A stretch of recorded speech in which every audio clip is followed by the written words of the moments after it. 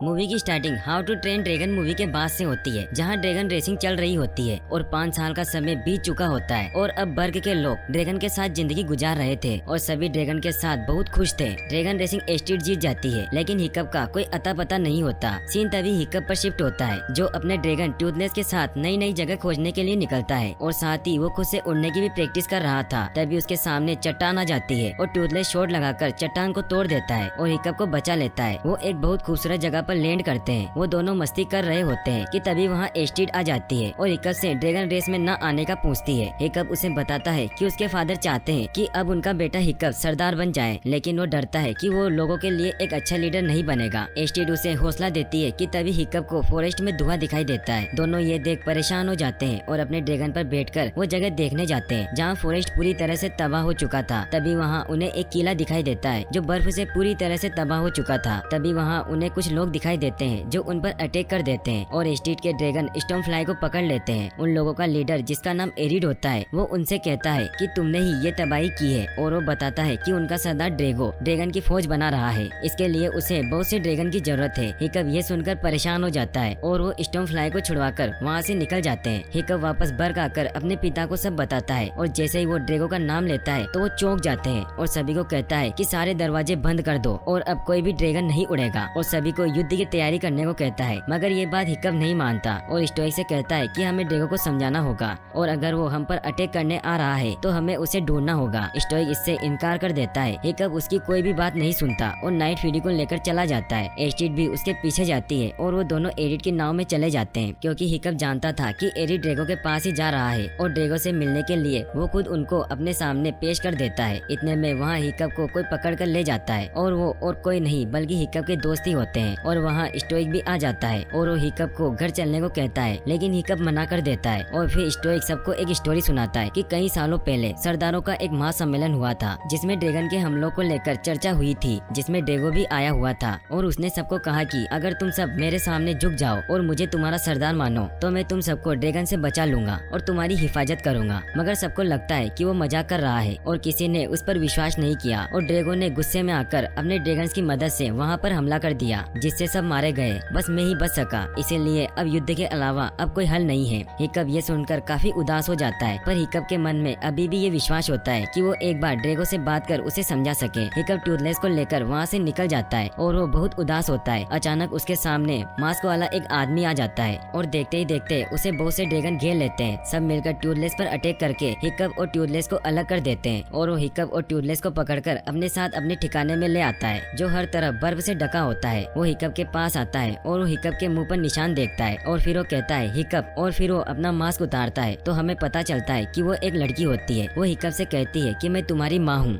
जिनका नाम वाल्का होता है। हिकअप ये सुनकर शॉक्ड हो जाता है, उसे विश्वास ही नहीं हो रहा था। फिर वाल्का उसे अपने पीछे आने को कहती है। सीन तभी स्टोइक पर शिफ्ट होता है, जो हिकअप के न मिलने पर अपने दोस्त गोबर के साथ उसे ढूंढने निकलता है, जहाँ उसे हिकअप का हेलमेट मिलता है और वो ड्रैगन को उसे सुनकर उसे ढूंढने को कहता है। वहीं दूसरी तरफ वाल्का उसको एक बहुत खूबसूरत जगह पर ले जाती है जहाँ बहुत सारे ड्रैगन होते हैं। वाल्का हिकअप को बताती है कि उसने अपनी जिंदगी के 20 साल ड्रैगन की सुरक्षा में गुजार दिए, क्योंकि बर्ग में कोई भी ड्रैगन को अच्छा नहीं समझता था, इसीलिए उसे सब छोड़ना पड़ा। हिकअप वाल्का को बताता है कि बर्ग के लोग अब ड्रैगन के साथ रहते हैं और ड्रैगन और बर्ग के लोगों में बहुत गहरी दोस्ती हो चुकी है। बर्ग के लोगों ने ड्रैगन को एक्सेप्ट कर लिया है। ये सुनकर वाल्का हैरान हो जाती है, मगर साथ ही खुश भी होती है, क्योंकि उसे हमेशा से ही ड्रैगन के अच्छे होने पर यकीन था और उसका ये यकीन तब बहुत पक्का हो गया था जब उसने हिकअप के पैदा होने के बाद ड्रैगन को उसके साथ खेलता हुआ देखा था। मगर उसके अलावा कभी भी किसी ने ड्रैगन पर विश्वास नहीं किया, यहाँ तक कि स्टोइक ने भी। इसीलिए ड्रैगन उसे अपने साथ ले गए थे और तब से वो यही अपनी जिंदगी ड्रैगन की हिफाजत करने में गुजार रही है। वाल्का हिकअप को सबसे बड़े ड्रैगन अल्फा ड्रैगन से मिलवाती है, जो सभी ड्रैगन का राजा होता है, जो सभी ड्रैगन को अपनी आंखों की मदद से अपने वश में कर सकता है और उसे अपने हिसाब से कंट्रोल कर सकता है। हिकअप अपनी मदर के साथ बहुत अच्छा टाइम गुजारता है। हिकअप की कोई खबर न मिलने पर एस्टेट और उसके दोस्त उसे ढूंढने निकल जाते हैं। एस्टेट को लगता है कि वो ड्रैगो से मिलने गया है, इसीलिए वो अपने दोस्तों के साथ एरिड को पकड़ने निकल जाती है, क्योंकि वही है जो उसे ड्रैगो तक ले जा सकता है। एरिड के जरिए सब ड्रैगो के ठिकाने पर पहुंच जाते हैं, जहां आके सबको पता चलता है कि हिकअप वहां नहीं है और ड्रैगो के लोग उन पर हमला करके उन्हें पकड़ लेते हैं। ड्रैगो ये देखकर कि सबको उसके ठिकाने का पता चल गया है, इसलिए वो एरिड को मारने लगता है, पर स्टॉर्म फ्लाई उसको बचा लेता है और वो बेहोश हो जाता है, जिसके बाद एरिड बहुत उदास हो जाता है। ड्रैगो के लोग उन सबके हाथ बांधकर सबको पानी में डालकर मारने वाले थे, मगर अब एरिड ड्रैगो के खिलाफ खिलाफ जाता है और ड्रैगो के लोगों को मारता है। फिर वो उनके ड्रैगन को आजाद करते हैं। वो सब वहाँ से भाग जाते हैं। सीन स्टोइक पर शिफ्ट होता है जो हिकअप को ढूंढते हुए उस तक पहुँच जाता है। वहाँ स्टोइक वाल्का को देखता है और उसे देखते ही उसके होश उड़ जाते हैं। उसे समझ नहीं आता कि वाल्का जिंदा कैसे है। वाल्का स्टोइक से बात करती है और दोनों एक इमोशनल मोमेंट शेयर करते हैं। स्टोइक और वाल्का एक सॉन्ग गाते हैं और वाल्का वापस चलने के लिए मान जाती है। सब एक साथ टाइम स्पेंड कर रहे होते हैं कि अचानक ब्लास्ट की आवाज सुनाई देती है, ऐसे जैसे कि किसी ने उन पर हमला कर दिया हो। देखने पर पता चलता है कि ड्रैगो अपनी पूरी आर्मी के साथ वहां आ चुका है और वो उन पर अटैक करना शुरू कर देता है। एस्टिड और सब लोग वहां पहुंचकर ड्रैगो पर हमला करते हैं। वाल्का अपने अल्फा ड्रैगन को भी वहां ले आती है, जिसके जवाब में ड्रैगो भी अपने अल्फा ड्रैगन को बुला लेता है। सब ये देखकर हैरान हो जाते हैं। दोनों अल्फा ड्रैगन में बहुत खतरनाक फाइट होती है, मगर वाल्का का ड्रैगन हार जाता है और ड्रैगो का अल्फा ड्रैगन उसे मार देता है। इधर हिकअप ड्रैगो के पास आके उसे समझाने की कोशिश करता है कि ये सब करके उसे कुछ नहीं मिलेगा, मगर ड्रैगो उसे कहता है कि वो सबको काबू करके दुनिया पर राज करना चाहता है। फाइट जीतते ही ड्रैगो का अल्फा ड्रैगन सबको अपने वश में कर लेता है। ड्रैगो नाइट फ्यूरी को भी अपने वश में कर लेता है और टूथलेस को हिकअप को मारने के ऑर्डर देता है। नाइट फ्यूरी अब जो ड्रैगन के वश में होता है हिकअप पर अपना प्लाज्मा शॉट मारने लगता है, मगर स्टोइक हिकअप को बचा लेता है और खुद सामने आ जाता है और प्लाज्मा शॉट लगने से वो मर जाता है। ये बहुत इमोशनल सीन होता है। हिकअप और वाल्का बहुत उदास होते हैं और रोने लग जाते हैं। इसके बाद फौरन टूथलेस को होश आ जाता है और वो फौरन हिकअप और स्टोइक के पास आता है, मगर हिकअप उस पर गुस्सा हुए उसे वहाँ से भेज देता है। नाइट फ्यूरी बहुत सैड हुए वहाँ से चला जाता है। इधर अल्फा ड्रैगन बाकी ड्रैगन को भी अपने वश में कर लेता है। ड्रैगो बाकी बचे ड्रैगन को भी अपने काबू में कर लेता है और फिर बर्ग को तबाह करने के लिए निकल पड़ता है। हिकअप बहुत दुखी हो जाता है क्योंकि उसने अपने पिता को खो दिया था।